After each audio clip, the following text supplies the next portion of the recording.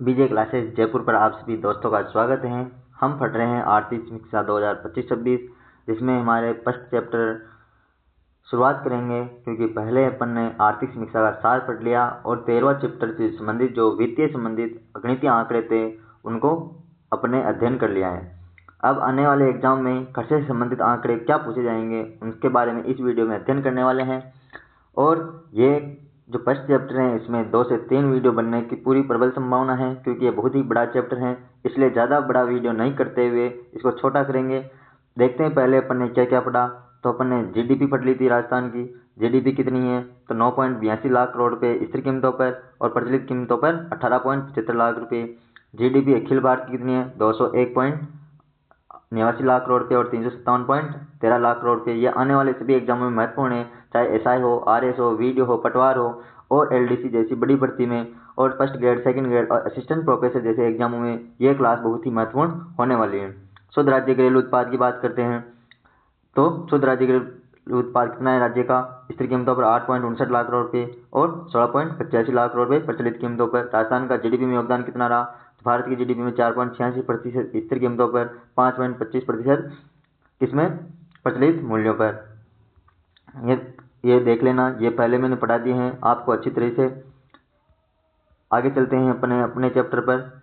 ये यहाँ से लिए इनको देख लेना, ये आंकड़े गलत तो नहीं गई। लगभग ये राजस्थान का सारांश पहले चैप्टर में पढ़ा दिया है। ये आंकड़े बहुत ही इंपॉर्टेंट हैं, क्योंकि ये आने वाले एग्जाम में डायरेक्ट पूछे जाते हैं। और विकसित राजस्थान की जो 13 क्षेत्र रोड मैप तैयार किया था विजन 2047 का, उनको अपन ने पढ़ा दिया है। थोक मूल्य सूचकांक पढ़ा दिए हैं। और कृषि जो खाद्य प्रणाली का रूपांतरण में जो 2025-26 में जो योजनाएं निकाली गई 2025-26 में, ये मुख्यमंत्री ये सब पढ़ा दिए मैंने। इसके जो पिछला वीडियो है उसको देखें जरूर, क्योंकि उसमें सारी जो समग्र सार है सभी चैप्टरों का उसका वितरण इसमें कर दिया गया है, क्योंकि अपन ने राजस्थान ये सब नीतियाँ उस चैप्टर में पढ़ ली हैं। लगभग 100 से 50 से 60 नीतियाँ इसमें चैप्टर में दी हुई हैं, जो अपन ने सारी पढ़ ली हैं। जल जीवन मिशन, ये पर्यावरण स्थायित्व अनुकूलता, औद्योगिक क्षेत्र, ग्रामीण विकास के बारे में जो नीतियां हैं, कौन कौन सी योजनाएं, उनका अध्ययन पिछले वीडियो में अपन कर चुके हैं। शहरी विकास में कौन कौन सी योजनाएं हैं, कौन कौन सी नीतियां घोषित की गई सरकार के द्वारा 2024-25 से 25-26 के बीच में, उन सभी का अपन ने पंचगौरव कार्यक्रम क्या था उसके बारे में पिछले वीडियो में अपन ने अध्ययन कर लिया है। इसलिए आगे चलते हैं। कृषि खाद्य प्रणालियों में रूपांतरण, इसके जो मेन बिंदु हैं उनका अध्ययन करेंगे। तो कृषि क्या है? कृषि एवं संबंध क्षेत्र राजस्थान की अर्थव्यवस्था का प्रमुख स्तंभ है, जो सकल राज्य मूल्य वर्धन में कितना योगदान देता है प्रचलित कीमतों पर 25.74%, कितना 25.74%, और स्थिर कीमतों पर 25.33% का योगदान रखता है। सकल राज्य मूल्यवर्धन रोजगार सृजन और ग्रामीण आजीविका में महत्वपूर्ण योगदान देते हैं। इस क्षेत्र में खाद्य एवं पोषण सुरक्षा सुनिश्चित करने, विभिन्न सहायक आर्थिक गतिविधियों का समर्थन देने तथा विविध कृषि जलवायु परिस्थितियों, सीमित जल उपलब्धता और जलवायु परिवर्तनशीलता के उच्च जोखिम से युक्त राज्य में ग्रामीण विकास को बनाए रखने में अहम भूमिका कौन निभाता है? कृषि। राजस्थान की और अधिकांश आबादी ग्रामीण होने और आय व रोजगार के लिए कृषि पर निर्भर होने के कारण समावेशी, सुदृढ़ एवं सतत आर्थिक विकास प्राप्त करने हेतु कृषि खाद्य प्रणालियों का रूपांतरण अत्यंत आवश्यक है। इसमें कौन कौन से शामिल रहते हैं? तो फसल का कितना योगदान है? 46 पॉइंट कुछ प्रतिशत है। 46 नहीं, फसल क्षेत्र का तो 42 पॉइंट कुछ प्रतिशत है। पशुधन का सर्वाधिक योगदान है, जबकि मत्स्य पालन, तवानिकी और लॉगिंग इसमें शामिल रहती हैं। के विविधीकरण और रोजगार सृजन में विशेष रूप से ग्रामीण आदिवासी क्षेत्रों में महत्वपूर्ण भूमिका निभाते हैं। कौन? फसल, पशुधन, मत्स्य पालन, वानिकी एवं लॉगिंग क्षेत्र इसके उप क्षेत्र हैं। ये देख लेना, क्योंकि राजस्थान जो कृषि प्रणाली और शुष्क अर्धशुष्क परिस्थितियों में, क्योंकि राजस्थान की जो जलवायु है किसी शुष्क एवं अर्धशुष्क परिस्थितियों में खंडित जोतों, मृदा क्षरण तथा जल अभाव जैसी प्राकृतिक बाधाओं के अंतर्गत संचालित होती हैं। इसके अलावा कौन कौन सी, तो इसमें ज़्यादा इंपॉर्टेंट नहीं है चीज़ें, इसको देख लेना। ये पैराग्राफ पढ़ते हैं। तो पशुधन राजस्थान की कृषि और अर्थव्यवस्था का अभिन्न अंग है और विशेषकर शुष्क एवं सूखा प्रभावित क्षेत्र में आय की स्थिरता प्रदान करता है। राज्य का जो राष्ट्रीय पशुधन आबादी में महत्वपूर्ण हिस्सा है तथा दुग्ध एवं ऊन उत्पादन में भी इसका महत्वपूर्ण स्थान है। दुग्ध में कौन सा स्थान? दूसरा स्थान। दुग्ध में कौन सा स्थान राजस्थान का?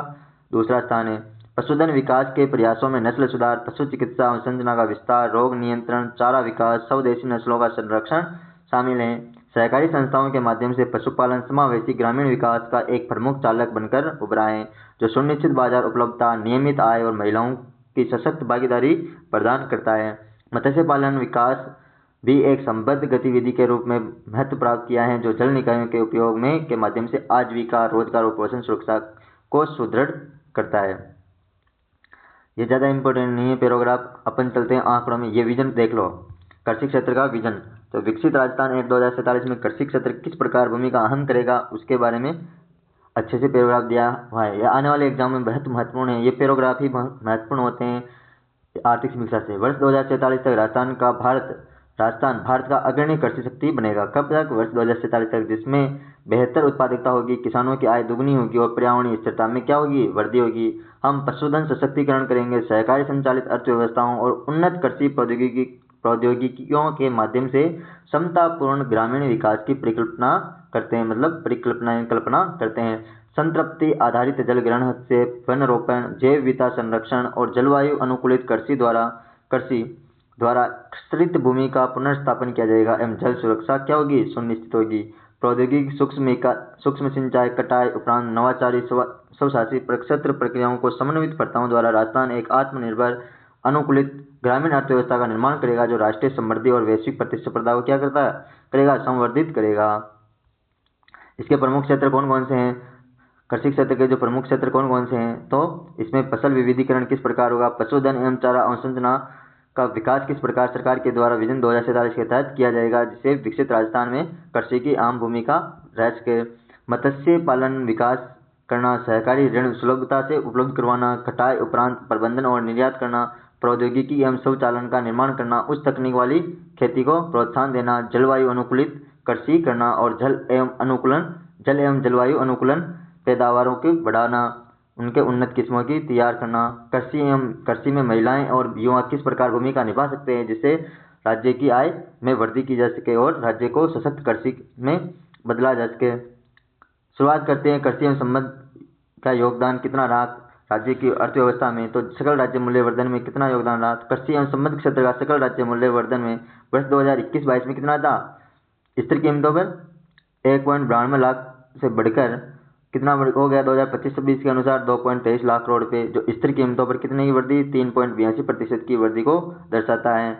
जबकि प्रचलित कीमतों पर कृषि एवं संबंध क्षेत्र का जीवीएसी 2021-22 में कितना था? 3.23 लाख। वर्तमान में कितना, ये याद रखना, वर्तमान का 2025-26 में जीएसवीए कितना है प्रचलित कीमतों पर? तो 4.41 लाख करोड़ रुपए, जो कि 8.10% की CAGR की वृद्धि को दर्शाता है। ये 2021-22 से और 2025-26 के अंतर का है ये, क्योंकि अपन ने अलग पढ़ा था पहले वाले वीडियो में 8.10%। ये 5 वर्षों के बीच का जो अंतर है उनका दिया हुआ है। कृषि एवं संबंध जीवीए एवं वृद्धि दर को प्रचलित एवं स्थिर कीमतों पर निम्न चित्र में नीचे दर्शाया गया है, देखते हैं। तो ये देखो, कृषि एवं संबंध क्षेत्र प्रचलित एवं स्थिर कीमतों पर सकल राज्य मूल्यवर्धन में वृद्धि दर को बताया गया है। तो प्रचलित कीमतों पर कितनी है? 4.40 लाख करोड़ रुपए। जीवीए स्थिर कीमतों पर कितना है? 2.23 लाख करोड़ रुपए। वृद्धि दर प्रचलित कीमतों पर कितनी रही? 3.47%। किसमें? GSAR है ना, CAGR कितना रहा? CAGR नीचे देखते हैं CAGR। तो CAGR 5 वर्षों में वृद्धि दर प्रचलित कीमतों पर 3.47%, वृद्धि दर स्थिर कीमतों पर कितनी नहीं? 0.22% रही। ये 2025-26 में जो अंतर आया वो है। 2024-25 से 2025-26 में कितना अंतर हुआ? 3.47% और 0.22%। वर्ष 2025-26 में कृषि एवं संबंध क्षेत्रों का राजस्थान के सकल मूल्यवर्धन में 25.74% योगदान है, जो कि वर्ष 2011-12 में कितना था? 28.56% था। कृषि एवं संबंध क्षेत्र में कौन कौन से उपक्षेत्र शामिल हैं? फसल, पशुधन, मत्स्य, वानिकी एवं लॉगिंग शामिल हैं। कृषि एवं संबंध क्षेत्र में योगदान नीचे दिया हुआ है, देखते हैं इसको। तो पशुधन में कितना? 49.35% किसका योगदान है? पशुओं का, पशुधन का। जीवीए में टोटल योगदान कितना है सकल राज्य मूल्यवर्धन में प्रचलित कीमतों पर? 4.41 लाख करोड़ रुपए। फसल क्षेत्र में 42.61%। मत्स्य का योगदान कितना है? 0.54%। कितना है? 0.54%। वानिकी एवं लॉगिंग में 7.49%। ये आंकड़े रटी लेना, ये आने वाले एग्जाम में बहुत ही महत्वपूर्ण होने वाले हैं। वृद्धि के ये पढ़ लिया अपन ने। तो कृषि एवं संबंधित क्षेत्रों में स्थिर कीमतों पर वर्ष 2024-25 की तुलना में वर्ष 2025-26 में कितने की वृद्धि? 0.22% की वृद्धि हुई है। वर्ष 2025-26 के दौरान फसल, पशुधन, वानिकी एवं मत्स्य क्षेत्र में लगभग 5.01% की वृद्धि, -5.1। तो फसल में क्या हुई है? कमी हुई है, -5.01% की कमी हुई है। और पशुधन में कितनी की वृद्धि? 5.20% की वृद्धि हुई है। और पशु वानिकी क्षेत्र में 2.67% की वृद्धि हुई है, 2.67% की वृद्धि हुई। किस में? 2024-25 से 2025-26 के बीच में। और मत्स्य क्षेत्र में 0.87% की वृद्धि हुई है। ये देखो नीचे बाजरा और मूंगफली का, मूंग का ये प्रचलित सकल राज्य मूल्यवर्धन, सकल मूल्य उत्पाद दिया हुआ है, ये ज़्यादा इम्पोर्टेंट नहीं है। ये आंकड़े दिए हुए हैं, नीचे देखते हैं इसमें। वर्ष 2025-26 में पशुधन जो क्षेत्र है, पशुधन क्षेत्र का सकल मूल्यवर्धन प्रचलित कीमतों पर कितना है? 2.17 लाख करोड़ रुपये, जो कि फसल क्षेत्र से भी अधिक है। फसल का तो कितना है? 42.61% के आसपास। और पशु का कितना है? 49.35% है योगदान है किसमें? कृषि क्षेत्र में। तो पशुधन क्षेत्र का सकल राज्य मूल्यवर्धन प्रचलित कीमतों पर कितना है? 2.17 लाख करोड़ रुपये। वैसे टोटल कितना था? 4.41 लाख करोड़ में से कितना था?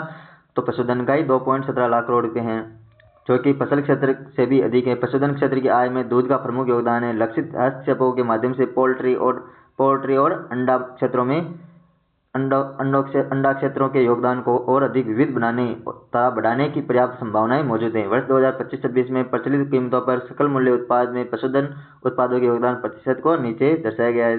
देखते हैं तो पशुधन उत्पादनों का प्रतिशत हिस्सा कितना है प्रचलित कीमतों पर वर्ष 2025-26 में? तो दूध का कितना है? दूध का योगदान 79.67%, 79.60%। अंडे का योगदान कितना है? अंडे का 0.67%। पोल्ट्री सहित मांस का जो योगदान है वो कितना है? 7.46% और अन्य 12.27% है। किसमें? प्रचलित कीमतों पर सकल मूल्य उत्पाद है उसमें पशुधन उत्पादों का प्रतिशत, जिसमें दूध सर्वाधिक है 79.60%, ये याद रख लेना।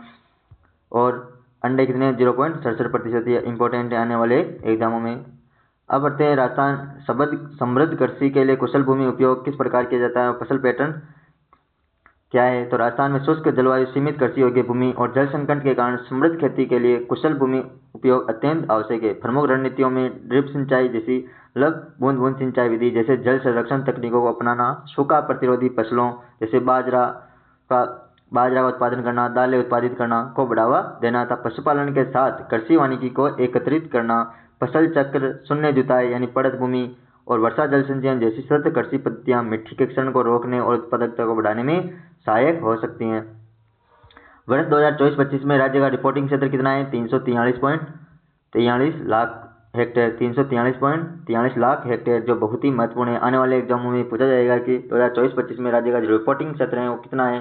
तो 343.43 लाख हेक्टेयर। और शुद्ध बोया गया क्षेत्रफल कितना है? 53.02%। ये पिछली बार भी एग्जाम में पूछा गया है, 53.02%, ये याद ही रख लेना। शुद्ध बोया गया क्षेत्रफल कितना है? शुद्ध 53.02%। अब यहाँ से इस आंकड़े जानते हैं। शुद्ध बोया गया क्षेत्रफल सबसे ज्यादा है, देखो शुद्ध बोया गया क्षेत्रफल सबसे ज्यादा कितना है? 53.02%। इसके बाद में देखते हैं चालू परत कहाँ पर है? चालू परत 5.22%। कितना है चालू परत? 5.22%। अन्य चालू परत भूमि कितनी है? 5.62%। शुरू में ऊपर से बढ़ते हैं। वानिकी क्षेत्र कौन सा है? 8.30%। वानिकी का योगदान कितना है? भू उपयोग सांख्यिकी 2024-25 में 8.30%। गैर कृषि उपयोग अंतर्गत ये देखो अब दिखेंगे आपको।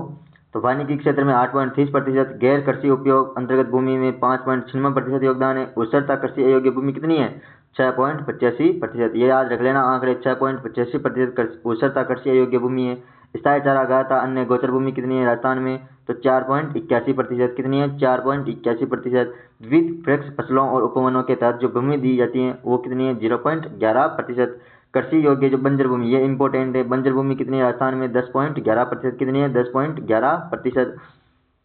अन्य चालू पड़त भूमि कितनी है? 5.62%। कितनी है? 5.62%। शुद्ध बोया गया क्षेत्रफल कितना है? शुद्ध बोया गया क्षेत्रफल 5.22%। 5.22%। कितना है? 5.22%। और शुद्ध बोया नहीं, चालू पड़त है, तो चालू पड़त कितना है? 5.22%। और शुद्ध बोया गया क्षेत्रफल तो सबसे ज्यादा है, कितना है? सबसे ज़्यादा 53.02%। ऊपर आ गए क्या, यहाँ पर चल रहे थे, ये एक बार और देख लेते हैं। वानिकी क्षेत्र 8.30%, गैर कृषि उपयोग हेतु 5.96%, उत्सरता कृषि योग्य भूमि 6.85%, स्थायी चरागार अन्य गोचर भूमि 4.81%, विविध वृक्ष फसल और उपवनों के लिए भूमि 0.11%, कृषि योग्य बंजर भूमि 10.11%, अन्य चालू पड़त भूमि 5.62%, चालू पड़त भूमि 5.22%, कृषि बोया गया क्षेत्रफल कितना है 53.02%।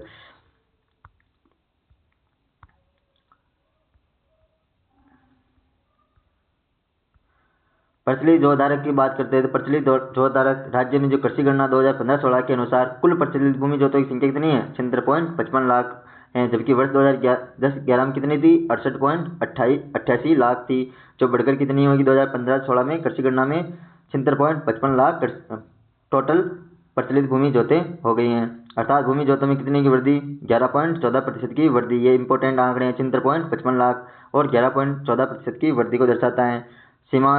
सीमांत जोतें कितनी है, सीमांत लघु और अर्ध मध्यम मध्यम एवं बड़े श्रेणियों को वर्गीकृत भूमि जोत कुल जोतों का क्रमशः कितनी है, तो सीमांत 40.12% भूमि जोत है, कितनी है 40.12%, कौन सी सीमांत। लघु कितनी है 21.90%, 21.90% कौन सी भूमि जोते हैं, तो लघु। अर्ध मध्यम कितनी है, तो अर्ध मध्यम 18.50%, कितनी है 18.50%। इसके अलावा मध्यम जो लघु से मध्यम भूमि जोते कितनी है 14.79%, कितनी है 14.79%, कितनी है 14.79%। ये आंकड़े याद रख लेना, ये आने वाले एग्जामों में महत्वपूर्ण है। इसके अलावा बड़े श्रेणियों के लिए कितनी है, तो भूमि जोते 4.69%, कितनी है 4.69%। एक बार और देख लेते हैं, तो सीमांत क्षेत्र में सीमांत के लिए कितनी है 40.12%, लघु 21.90%, अर्ध मध्यम 18.50%, मध्यम 14.79%, बड़े श्रेणियों के लिए 4.69% भूमि जोते हैं। वर्ष 2011 की तुलना में 10-11 की तुलना में वर्ष 2015-16 में सीमांत लघु अर्ध मध्यम एवं मध्यम आकार वर्गों की जोतों में क्या हुई है, वृद्धि हुई है। और बड़े आकार वर्गों की जोतों की संख्या में कितने की कमी हुई है 11.14% की कमी हुई है। किसमें, बड़े आकार के जो वर्ग हैं उनका योगदान 4.69% था, उनमें भूमि जोतों में क्या हुई कमी आई है। इससे यह प्रतीत होता है कि संयुक्त परिवारों के विघटन के कारण भूमि विखंडन में क्या हुई है, वृद्धि हुई है। वर्ष 2010-11 में कुल जोतों का क्षेत्रफल कितना था, 2010-11 में 211.36 लाख हेक्टेयर था, कितना था 211.36 लाख हेक्टेयर, जो वर्ष 2015-16 में घटकर कितना हो गया 208.73 लाख 208.73 लाख हेक्टेयर हो गया। अर्थात जोतों के कुल क्षेत्रफल में कितनी कमी दर्ज की गई 1.24%। ये आने वाले एग्जाम में महत्वपूर्ण है, यह डायरेक्ट आंकड़े यहाँ से पढ़ाए जा रहे हैं, कोई भी गलत होने की संभावना नहीं है, इसलिए ध्यान से देखें क्लास को। वर्ष 2010-11 की तुलना में वर्ष 2015-16 में क्षेत्रफल की दृष्टि से सीमांत लघु व अर्ध मध्यम आकार की जोतों के क्षेत्रफल में क्रमशः वर्ष 2010-11 की तुलना में वर्ष 2015-16 में क्षेत्रफल की दृष्टि से सीमांत क्षेत्र की लघु अर्ध मध्यम आकार की जो जोतें थे उनके क्षेत्रफल में कितने की वृद्धि हुई है, तो वो जानते हैं। तो सीमांत में कितने की वृद्धि हुई है 19.79% की, और लघु जोतों में कितने की क्षेत्रफल में वृद्धि हुई है 10.50%, कितने की 10.50% की। इसके अलावा मध्यम आकार की जोतों के क्षेत्रफल में कितनी वृद्धि हुई है 5.67% की वृद्धि हुई है। इसके विपरीत बड़े आकार एवं मध्यम आकार की जोतों के कुल क्षेत्रफल में कितने की कमी दर्ज की गई, बड़े आकार की जो 13.20% की कमी दर्ज की गई है। कुल जोतों के जो क्षेत्रफल है उनमें 13.20% की कमी की गई है, और मध्यम आकार के में 0.27% की कमी की गई है। कृषि गणना 2015-16 के अनुसार राज्य में प्रचलित भूमि जोतों का औसत आकार कितना है 2.73 हेक्टेयर। ये बहुत ही इंपॉर्टेंट है, आने वाले एग्जाम में महत्वपूर्ण है। जो वर्ष 2010-11 में कितना था 3.07 हेक्टेयर था। तो प्रचलित भूमि जोतों का औसत आकार कितना है वर्तमान में 2.73 हेक्टेयर, 2010-11 में कितना था 3.07 हेक्टेयर था, जो 11.07% की कमी को दर्शाता है। महिला प्रचलित जोतधारक की बात करते हैं तो राज्य में कृषि गणना 2015-16 के अनुसार कुल महिला प्रचलित भूमि जोतों की संख्या कितनी है 7.75 लाख है। तो प्रचलित भूमि जोतें कितनी है महिलाओं की 7.75 लाख, टोटल कितनी है 76.55 लाख, कितनी है 76.55 लाख में से 7.75 लाख कौन सी हैं, किसकी हैं महिलाओं की। जबकि वर्ष 2010-11 में यह संख्या कितनी थी 5.46 लाख थी। अर्थात महिला भूमि जोतों की संख्या में कितने की वृद्धि? 41.94% की वृद्धि हुई है। कितने की? 41.94%। ये आंकड़े इंपॉर्टेंट हैं। तो राज्य में वर्ष 2010-11 में महिला भूमि जोतों का क्षेत्रफल कितना है? 13.13 लाख हेक्टेयर। 13.30 लाख हेक्टेयर महिला भूमि जोतों का क्षेत्रफल है, जो 2015-16 में बढ़कर कितना हो गया? 16.55 लाख हेक्टेयर हो गया है। महिला भूमि जोतों की जो क्षेत्रफल कितना हो गया? 16.55 लाख हेक्टेयर 2015-16 में। 2010-11 में कितना था? 13.30 लाख हेक्टेयर। अर्थात महिला भूमि जोतों के कुल क्षेत्रफल में कितने की वृद्धि? कुल क्षेत्रफल में 24.44% की वृद्धि, और जबकि महिला भूमि जोतों की संख्या में कितने की वृद्धि? 41.94% की वृद्धि। यहाँ देख लो 2010-11 में कितनी थी? तो 13.30 लाख हेक्टेयर क्षेत्रफल था महिलाओं के लिए, और 2015-16 में कितना हो गया? 16.55 लाख हेक्टेयर क्षेत्रफल हो गया। इसके अलावा जो कुल महिला जो प्रचलित भूमि जोते हैं वो कौन कौन से क्षेत्र में, कौन कौन सी जो बड़े क्षेत्र में, मध्यम, अर्ध मध्यम, प्रचलित, अर्ध मध्यम, लघु और सीमांत किसानों में कितना योगदान है महिलाओं का? तो सीमांत में 49.55%, बड़े में 2.97%, मध्य में 11.74%, अर्ध मध्य में 14.97%, लघु में 20.77% महिला प्रचलित जोते हैं। अब पढ़ते हैं राज्य में कृषि जलवायु क्षेत्र। राजस्थान के विविध भौगोलिक जलवायु परिस्थितियों के कारण 10 कृषि जलवायु क्षेत्रों में विभाजित किया गया है। जलवायु, मिट्टी के प्रकार, स्थलाकृतिक, फसल पैटर्न के आधार पर जलवायु राज्य के उत्तर पश्चिम क्षेत्र में 61% भूभाग पर रेगिस्तानी या अर्ध रेगिस्तानी है, जो किस पर निर्भर है? वर्षा पर निर्भर है। जबकि दक्षिण पूर्वी क्षेत्र जो राज्य का 39% हिस्सा उपजाऊ है। विभिन्न कृषि जलवायु क्षेत्रों में उगाए जाने वाले प्रमुख फसलों का विवरण नीचे दिया गया है। नीचे देखते हैं। उत्पादक और उत्पादकता पढ़ते हैं। राजस्थान में भारत के जो सबसे बड़े राज्य के रूप में राजस्थान का कृषि परिदृश्य अत्यंत विविधतापूर्ण है। राज्य में उगाए जाने वाले प्रमुख फसलों की मुख्य रूप से खरीफ फसलें कौन कौन सी है? बाजरा, मक्का, मूंगफली, कपास। तो बाजरा भी राजस्थान का प्रथम स्थान है। रबी फसलों में गेहूं, सरसों में राजस्थान का कौन सा स्थान है? प्रथम स्थान है। जौ, चना में राजस्थान का तीसरा स्थान है। नकद फसलें और मसाले जैसे ग्वार में राजस्थान का प्रथम स्थान है। जीरा, धनिया, मेथी के रूप में भी वर्गीकृत किया गया है, जो राजस्थान को कृषि क्षेत्र में अग्रणी बनाता है मसालों के क्षेत्र में। राज्य में कृषि उत्पादन मुख्य रूप से मानसून के समय पर आगमन पर निर्भर रहता है। खरीफ मौसम में उत्पादन और उत्पादकता न केवल वर्षा की मात्रा पर बल्कि वर्षा के उचित और समान वितरण, समय की अवधि और इनकी तीव्रता पर भी निर्भर करती हैं। पिछले 3 वर्षों के लिए खरीफ की फसल, अब देखते हैं नीचे आंकड़े। ये ज़्यादा इंपॉर्टेंट नहीं है आंकड़े, इनको रहने देना। ये 10 राजस्थान में कृषि जलवायु क्षेत्र कितने हैं? 10। इनको याद रख लेना, ये आने वाले एग्जामों में महत्वपूर्ण है। तो फर्स्ट 5 क्षेत्र में कौन कौन से? First A, first B, first C, इसी प्रकार second A, second B, third A, third B, fourth A, fourth B, fourth, fifth, ऐसे मिला के कितने हैं? टोटल 10 कृषि जलवायु क्षेत्र हैं। तो शुष्क पश्चिमी क्षेत्र में कौन कौन से जिले शामिल हैं? ये याद रख लेना।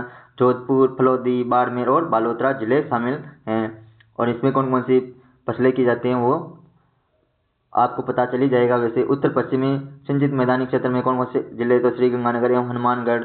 अति शुष्क आंशिक सिंचित पश्चिमी मैदानी क्षेत्र में बीकानेर, जैसलमेर, चूरू आंशिक में कौन कौन से? रतनगढ़, सरदारसर, बिदासर और सुजानगढ़ तहसील इसमें शामिल हैं। कौन कौन सी फसलें की जाती हैं वो आपके देख लेना। इसमें अंतःस्थलीय जलोत्सर्जन के अंतर्वर्ती मैदानी क्षेत्र में कौन कौन से जिले शामिल है? तो नागौर शामिल है, डिडवाना, कुचामन शामिल है, सीकर शामिल है, झुंझुनू, चूरू, रतनसर, सरदारसर, बिदासर एवं सुजानगढ़ तहसील को छोड़ दिया क्योंकि वो अति शुष्क आंशिक सिंचित पश्चिमी क्षेत्र में शामिल थी। 5वां कौन सा है? लूनी बेसिन का अंतर्वर्ती मैदान, जिसे सेकंड बी के नाम से जानते हैं। जालोर, इसमें कौन कौन से जिले शामिल है? जालोर, पाली, सिरोही, पिंडवाड़ा, आबू रोड तहसील को छोड़कर। सिरोही में कौन सी? पिंडवाड़ा और आबू रोड तहसील को छोड़कर। ब्यावर आंशिक, जिसमें जैतारण और ब्यावर तहसील शामिल हैं। अर्ध शुष्क एवं पूरी मैदानी जो थर्ड ए भाग है कृषि जलवायु प्रदेश का, थर्ड ए भाग में कौन कौन से जिले शामिल हैं? जयपुर, अजमेर, दौसा, टोंक, ब्यावर में कौन कौन सी? दो तहसीलों को छोड़ दो, जैतारण और ब्यावर, जो किसमें है? लूनी बेसिन एवं अंतर्वर्ती मैदानी क्षेत्र सेकंड बी में। और खैर तक इसमें शामिल है, कोटपुतली, बहरौर भी इसमें शामिल है। बाढ़ संभावित पूरी मैदानी क्षेत्र जो थर्ड बी के नाम से जानते हैं, जिसमें पूर्वी राजस्थान के जिले अलवर, धौलपुर, भरतपुर, करौली, सवाई माधोपुर एवं डीग शामिल हैं। अर्ध आर्द्र दक्षिणी मैदानी भाग फोर्थ ए के नाम से जानते हैं, उसमें कौन कौन से जिले शामिल हैं? उदयपुर, चित्तौड़गढ़ में कौन सी बड़ी सादरी तहसील को छोड़कर, और सभी चित्तौड़गढ़ के जो तहसीलें हैं वो सभी इसमें शामिल हैं।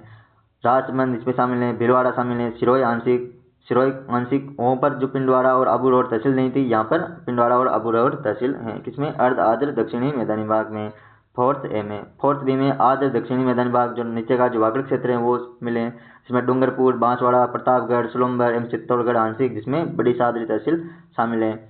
आर्द्र दक्षिणी पूर्वी मैदानी भाग जो फिफ्थ है, उसमें कौन कौन से? जो राजस्थान के हाड़ौती प्रदेश आर्द्र दक्षिणी पूर्वी मैदानी भाग में आता है। कोटा, झालावाड़, बूंदी एवं बारा, जहाँ पर सर्वाधिक क्या होते हैं? ज्वार एवं सोयाबीन, गेहूं एवं चना बोए जाते हैं।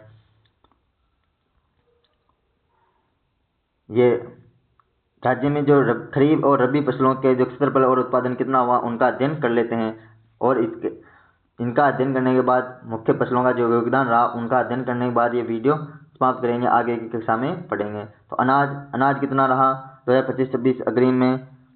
236.85 lakh metric tonne, 236.85 lakh metric tonne, जिसमें से खरीफ कितनी रही अनाज में? 69.03, रबी कितनी रही है?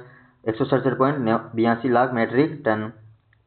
ये दलहन कितनी रही राजस्थान में? तो दलहन राजस्थान में 47.13 lakh metric tonne, 47.13 lakh metric tonne. यह याद रख लेना, दलहन का उत्पादन कितना रहा। खरीफ और रबी में ये अलग अलग हैं, और इन जब ए और ब जो दलहन है और अनाज को मिला दिया जाए तो एक खाद्यान्न उत्पादन और कुल खाद्यान्न उत्पादन कितना रहा? जो 2024-25 में तो 309.62 लाख मेट्रिक टन था, जो घटकर कितना रह गया? 283.98 लाख मेट्रिक टन खाद्यान्न उत्पादन रहा राजस्थान में 2025-26 में। 283.98, ये याद रख लेना, ये पूछा जाता है। जिसमें से खरीफ में कितना योगदान रहा? 89.55 lakh metric tonne, 89.55 lakh metric tonne उत्पादन हुआ किसका? खरीफ में खाद्यान्नों का। और रबी का 194.43 lakh metric tonne, 194.43 lakh metric tonne. ये तीनों पॉइंट याद रख लेना। खाद्यान्न में खरीफ का कितना था, खाद्यान्न उत्पादन कितना रहा टोटल उनका। तिलहन उत्पादन में कितना उत्पादन हुआ? तो 100 लाख मेट्रिक टन, कितना? 100.46 लाख मेट्रिक टन उत्पादन हुआ। इसमें खरीफ में अलग है और रबी में अलग है, इतना इंपॉर्टेंट नहीं है। गन्ना में कितना योगदान रहा? गन्ना में 3.61 लाख मेट्रिक टन, और कपास रुई में 17.94, ये जो उत्पादन लाख घाटों में है, इसका उत्पादन 17.94 लाख, प्रत्येक गांठ में कितने? 170 किलो होता है। यहाँ देख लो, वर्ष 2025 अग्रिम अनुमानों के अनुसार राज्य में कुल खाद्यान्न का उत्पादन कितना रहा? 283.98 लाख मेट्रिक टन होने का अनुमान है, जो गत वर्ष की तुलना में कितना कम रहा? 8.28% कम है। वर्ष 2025-26 में खरीफ खाद्यान्न उत्पादन कितना? 89.55 लाख मेट्रिक टन होने का अनुमान है, जबकि पिछले वर्ष यह 114.24 लाख मेट्रिक टन था। इसी प्रकार इसमें 21.61% की कमी दर्ज की गई। किसमें? खरीफ में खाद्यान्न उत्पादन में कितनी कमी? 21.61% की कमी दर्ज की गई। वही वर्ष 2025-26 में रबी खाद्यान्न का उत्पादन कितना रहा? 194.43 लाख मेट्रिक टन होने का अनुमान है, जो कि वर्ष 2024-25 में कितना रहा? 195.38 लाख मेट्रिक टन की तुलना में 0.49% की कमी को दर्शाता है। तो कुल टोटल कितनी कमी हुई रबी खाद्यान्न उत्पादन में? तो 0.49% की। 2025-26 में रबी खाद्यान्न उत्पादन कितना रहा? 194.43 lakh metric tonne, 194.43 lakh metric tonne. ये इंपॉर्टेंट है, आने वाले एग्जाम में सभी में इंपॉर्टेंट है। वर्ष 2025-26 में खरीफ अनाज का उत्पादन 69.03 लाख मेट्रिक टन होने का अनुमान है। खरीफ अनाज का उत्पादन कितना? 69.03 लाख मेट्रिक टन है। ऊपर पढ़ लिए हैं अपन ने ये सब, जबकि पिछले वर्ष 94.19 लाख मेट्रिक टन था। 26.71% की कमी हुई किसमें? अनाज में। और वर्ष 2025-26 में रबी अनाज में कितना? 167.82 लाख मेट्रिक टन था वर्ष 2025-26 में, और 2024-25 में कितना था ये? 173.63 लाख मेट्रिक टन, जो कितने की कमी को दर्शाता है? 3.35% की कमी को दर्शाता है। इसी प्रकार खरीफ में दलहन है, दलहन ये देख लेना कितने की वृद्धि कमी। तिलहन में कौन कौन सी फसलें शामिल है? तो खरीफ मौसम में मूंगफली, तिल, सोयाबीन एवं अरंडी एवं रबी मौसम में सरसों, तोरिया, तारामीरा एवं अलसी शामिल हैं। वर्ष 2025-26 में तिलहन उत्पादन कितना रहा? 100.46 लाख मेट्रिक टन रहा, और 2024-25 में कितना था? ये 93.73 लाख मेट्रिक टन। इस प्रकार इसमें वृद्धि कितनी हुई? 7.18% की वृद्धि। किसमें? तिलहन में तो वृद्धि हुई कितने की? 7.18% की वृद्धि हुई है। इस खरीफ दलहन में भी वृद्धि हुई है। खरीफ जो 2025-26 में 20.52 लाख मीट्रिक टन था, और उधर कितना था? 2024-25 में 20.05 लाख मीट्रिक टन था, जिसमें 2.34% की वृद्धि। और रबी दलहनों में 26.61 लाख मीट्रिक टन था, जो वर्ष 2024-25 में 21.75 लाख, जो वृद्धि कितनी हुई? 22.34% की वृद्धि हुई। ये इंपॉर्टेंट आंकड़े हैं, इनको याद रख लेना, ये ज़्यादा नहीं है। रबी तिलहन का उत्पादन ये अलग अलग हैं, ये याद मत रखना, ज़्यादा आंकड़े हो जाएंगे, याद भी नहीं रहेंगे। ये वर्ष 2025-26 में कपास का उत्पादन कितना रहा? 17.94 लाख गांठें। 17.94 लाख गांठें रहने का अनुमान। एक गांठ में कितना किलो? 170 किलोग्राम। और वर्ष 2024-25 में कितना था? तो 17.88 लाख गांठों की तुलना में 0.34% की वृद्धि हुई है।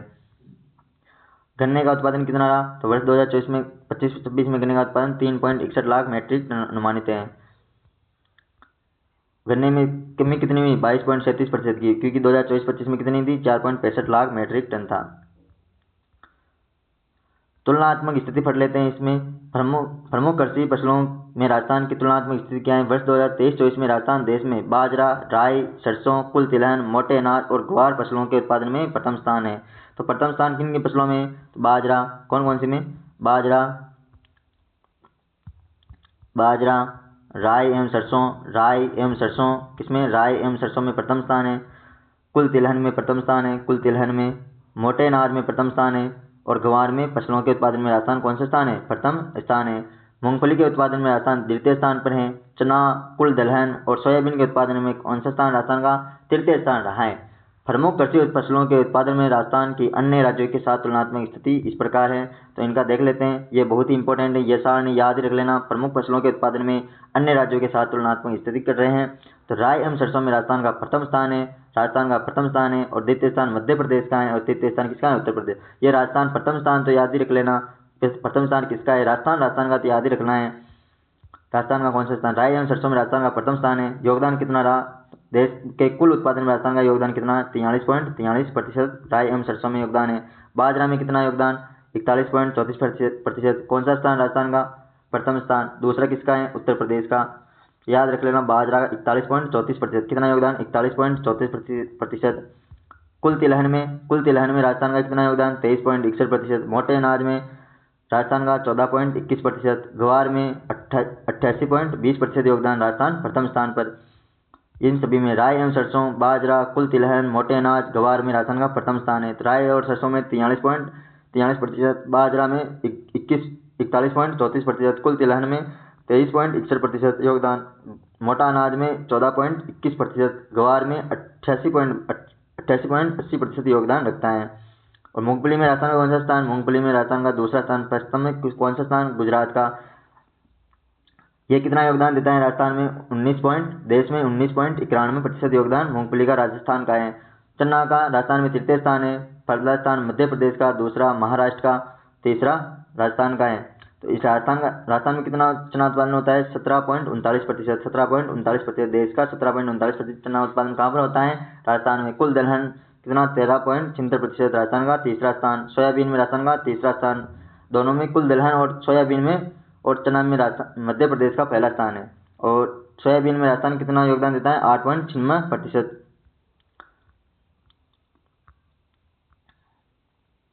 ये ज़्यादा इम्पोर्टेंट नहीं है आंकड़े। उत्पादन एक हेक्टेयर में कितने हुआ 2024-25 में? ये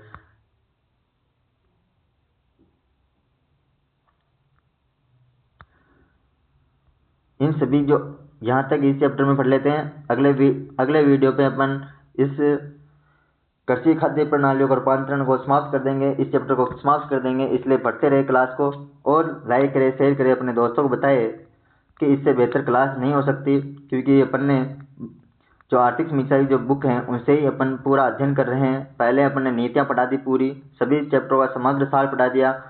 जो विभिन्न आंकड़े थे जो आर्थिक समीक्षा 2025-26 में पूछे जाते हैं, उनका अध्ययन अपन ने कर लिया है। इसलिए पढ़ते रहे, और ये आने वाले सभी एग्जामों में महत्वपूर्ण है, इसलिए लगातार पढ़े। क्योंकि सपने वो नहीं होते हैं जो अपने नींद में आते हैं, सपने तो वो हैं जो हमें जगाए रखते हैं। इसी के साथ पढ़ते रहे, देखते रहे वीडियो हमारी अंकित सर के साथ में, और इसी प्रकार आपको आर्थिक शिक्षा 2026 करवाई जाएगी। थैंक यू, धन्यवाद दोस्तों।